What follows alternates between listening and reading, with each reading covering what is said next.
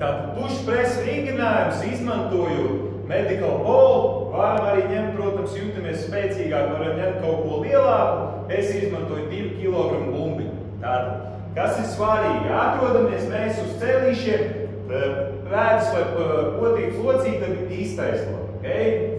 Kas ir svarīgi arī šajos vingrinājumos, kur mēs cenšamies iedzīt jaudu iekšā, kur ir ātrums un spēks, katru reizi uztvert kā atsevišķu reizi.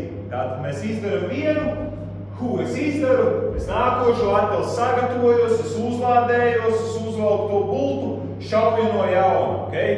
Bumbu turam plauksnes locītavā, atkal atlieku apakaļ. Elponīts priekšā, rokas aliek.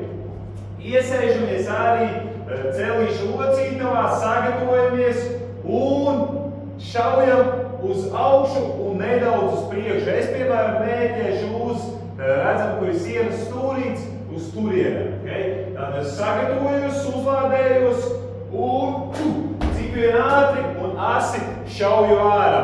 Okay? Otro reizi es atkal sagatavojos, uzlādējos un tad, kas skatau, izšauju.